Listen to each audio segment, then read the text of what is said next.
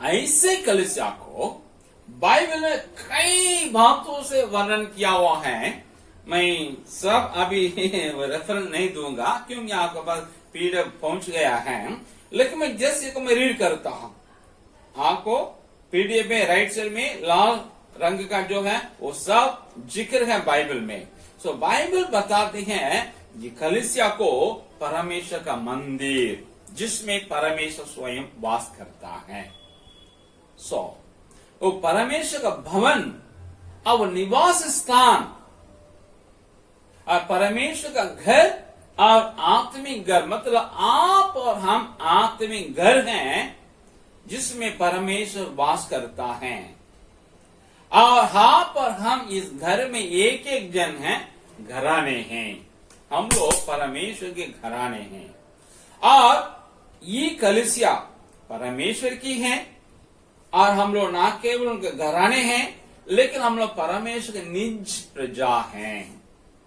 निजी प्रजा मतलब परमेश्वर का अपने लोग हम लोग, और नहीं है। हम लोग अन्य जाति थे पहले, लेकिन आज हम लोग जब परमेश्वर के कलीसिया के अंग बन गए हैं, हम परमेश्वर के निज प्रजा हैं और परमेश्वर इज़राइल भी हैं। और यरूशलेम शहर के साथ हमें क्या किया जाता है? तुलना किया गया है। और हम लोग पहले पापी थे, जब यीशु मसीह के लहू से हम धोए गए, यीशु मसीह के सन्मुख में अपने पापों को मान करके मुक्ति को पा लिए, उद्धार पा लिए, तब से हमें परमेश्वर पवित्र लोग करके कहता है, पापी करके नहीं देखता है। और हम लोग चुने हुए वंश हैं। इफिसियों में लिखा है, इस जगत के उत्पत्ति से पहले परमेश्वर आपको मुझको यीशु मसीह में क्या कर दिया? चुन लिया था। सो आप और हम साधारण नहीं हैं, हम लोग चुने हुए परमेश्वर के लोग हैं और राज पदधारी याजकों का पवित्र समाजी भी है। हमारे मसीहत में बहुत बड़ी एक खूबी क्या है? कोई भी व्यक्ति जब यीशु मसीह में चले आता है, किसी भी पृष्ठभूमि के हो क्यों ना हो, जो वो प्रभु में आगे वे परमेश्वर सेवा करने के लिए चाहेंगे तो परमेश्वर उनको अपना सेवक बनाता है। परमेश्वर कई लोगों को सेवक के रूप में पुकारता है, टकराता है। और आपको पहला तीमुथियुस 3 अध्याय में आपको पढ़ते हैं, हम पहला वचन पढ़ते हैं। ये बात सत्य है कि जो अध्यक्ष होना चाहता है वह भले काम की इच्छा करता है। मतलब अध्यक्ष मतलब बिशप और पास्टर भी इसी को ही बाइबल बताते हैं। अगर कोई कलीसिया को चलाने का काम, लोगों को देख रेख करने का काम करने के लिए इच्छुक रखते हैं, चाहते हैं, तो बाइबल बताती है, प्रेरित पौलुस कहता है, वो अच्छे काम का इच्छा करता है, भले काम का। सो कोई भी व्यक्ति परमेश्वर सेवा करने के लिए आगे आएंगे, परमेश्वर उनको पास्टर बनाता है, बिशप बनाता है, परमेश्वर उनका अपना सेवक ठहराता है। ये मसीहियत है, ये किसी और आस्था में नहीं है।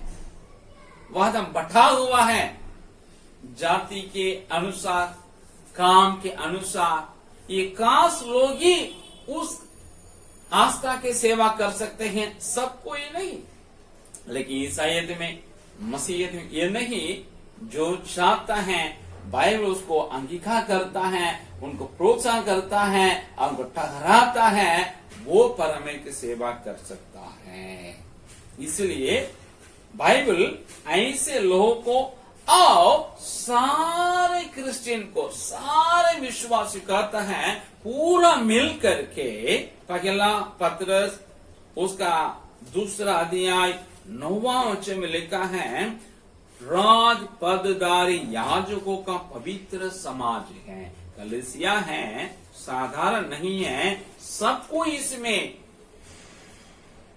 प्रीस्ट हैं, याजक हैं, और साधारण याजक नहीं, राज पदधारी, राज पद को रखने वाले याजक हैं। ये पुराने नियम में इस्राएल को भी ऐसा नहीं था, उन लोग खाली पद याजक थे। लेकिन नया नियम में जितने क्रिश्चियन हुए हैं, जितने लोग कलीसिया का अंग बन गए हैं, उन्हें बाइबल बताती है ये राज पद को धारण किया हुआ हाथ में रखने वाले याजक हैं, ये पवित्र समाज है। और कलीसिया को बाइबल में परमेश्वर का झुंड कहा गया है, परमेश्वर का खेत कहा गया है, परमेश्वर के प्रिय पुत्र यीशु मसीह का राज्य कहा गया है। हम अंधकार के वश में थे, हम शैतान के राज्य में थे, उसके अनुसार चलते थे, काम करते थे। लेकिन यीशु मसीह के राज्य में पिता परमेश्वर क्या कर दिया, वहां से हमें छुड़ा करके कलीसिया में ला कर दिया है। हम यीशु मसीह के राज्य में रखते हैं, राज्य हैं। और ये मसीह की कलीसिया भी कहा गया है। ये मसीह की देह आप और हम सारे विश्व के क्रिश्चियन से मिल करके मसीह यीशु के देह हैं। और आने वाले दिनों में जब यीशु मसीह आएंगे, हम लोग उनके दुल्हन अब हैं, पवित्र कुमारी अब हैं, मेमने की पत्नी बनेंगे। और हम लोग समाज में सोने की दीवट के रूप में हैं।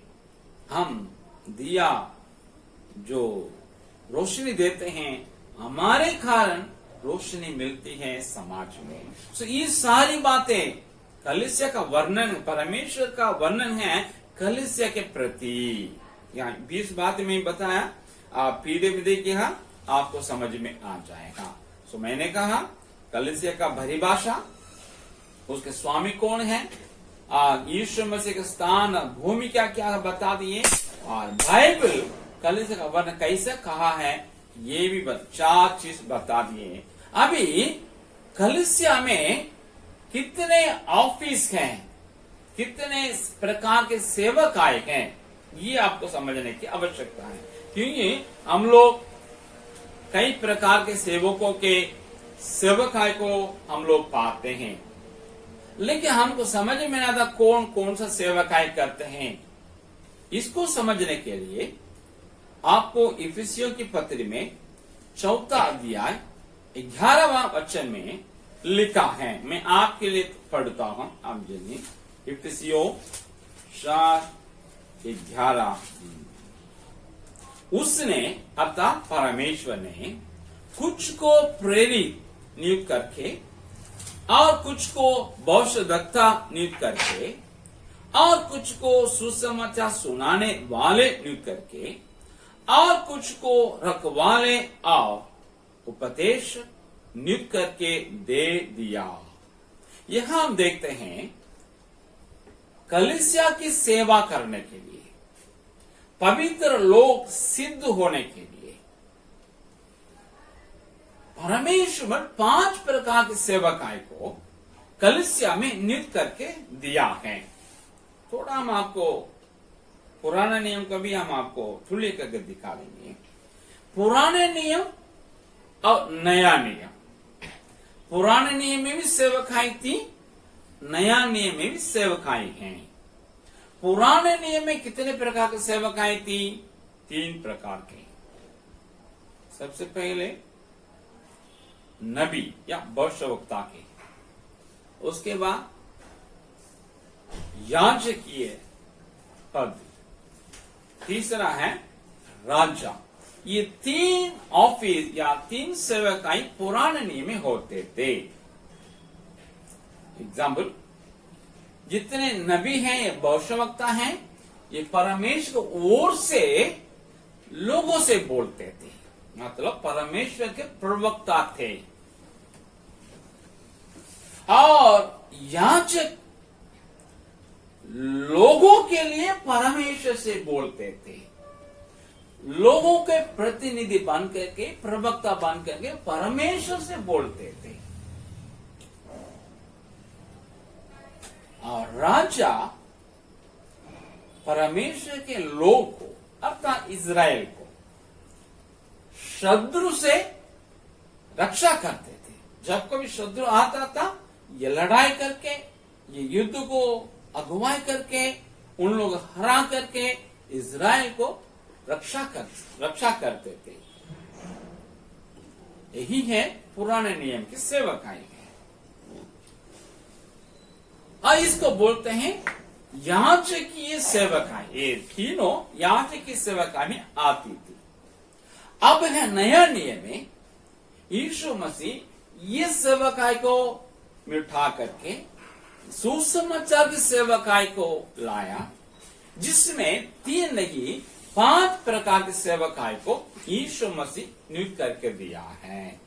उसमें सबसे पहले है आपको प्रेरित। ये प्रेरित को अंग्रेजी में बोलते हैं अपोस्टल या तो मिशनरी। इनका क्या काम है? ये अन्य भाषा, अन्य संस्कृति के लोगों के बीच में दूर जगह में जाकर के, जो इनके अपने नहीं, ना की भाषा से, ना संस्कृति से, ना क्षेत्र से अपने नहीं, लेकिन पराये हैं, वहां जाकर के मिशन का काम शुरू करते हैं, आगे बढ़ाते हैं और लोगों को जीत लेते हैं और कलीसिया को स्थापना करते हैं। ये काम करते हैं। इनको पहले रखा गया है प्रेरित करके। और वही नहीं है, इनको कहा गया भेजे हुए। यीशु में जितने सेवक थे, मतलब अपोस्तल या प्रेरित, वे सबको यीशु मसीह भेजा था। उसी प्रकार आज भी जिन लोगों को दूसरे लोगों के बीच में भेजा जाता है वो प्रेरित हैं। और इन लोग कलीसियाओं को, बड़ी संख्या के कलीसिया को अगुवाई करने वाले अगुवे भी हैं। नंबर 2 हम यहाँ देखते हैं भविष्यवक्ता। कुछ लोगों को भविष्यवक्ता, प्रॉफिट बनाते हैं। ये कौन हैं? ये परमेश्वर के वचन को कलीसिया के लोगों देख करके उनमें जागृति को लाते हैं। जब कभी ठंडा पड़ते हैं लोग, कलीसिया ठंडा पड़ जाती है, थोड़ा ढीला ढाला हो जाता है, तो ये परमेश्वर का वचन को बिना मिलावट के परमेश्वर की तरफ से बोल करके लोगों को जागृत करते हैं। उसके बाद आते हैं सुसमाचार प्रचारक। सुसमाचार प्रचार क्या करते हैं? जिसको इवांजलिस्ट बोलते हैं। ये अन्य जाति के लोगों के बीच में जाकर यीशु मसीह के सुसमाचार का सुनाते हैं, जिसके द्वारा लोग विश्वास में आते हैं और कलीसिया बढ़ जाती है संख्या में और गुणवत्ता में। चौथा हम देखते हैं रखवाला। रखवाला का अंग्रेजी है पास्टर। रखवाला मतलब ये कलीसिया की रखवाली करते हैं, कलीसिया को देख रेख करते हैं, उसको देखभाल करते हैं। इनको चौथा स्थान में रखा गया है। और इनको ही आपको प्राचीन भी कहा जाता है, इनको ही अध्यक्ष या बिशप भी कहा जाता है। और ये सुसमाचार सुनाने वाले और शिक्षक दोनों के साथ मिलकर के हमेशा काम करना है। और आखिर ये 5वां है शिक्षक। ये क्या करते हैं? बाइबल की वचन को लेकर के एकदम तोड़ करके पूरे ब्यूरो के साथ क्या करते हैं? लोग सिखा के मन में बैठा देते हैं। ये है टीचर या शिक्षक। इस प्रकार 5 प्रकार की सेवकाई चर्च में उपलब्ध। चर्च मतलब लोकल चर्च नहीं है, परमेश्वर के विश्व भर के जो कलीसिया हैं, यीशु मसीह का देह हैं, उसमें ये 5 प्रकार की सेवकाई काम करती है। 5 प्रकार के सेवक लोग काम करते हैं। इनके द्वारा आप परमेश्वर का वचन को सुन करके आप आगे बढ़ते हैं। अभी हम आपके सेवा करते हैं।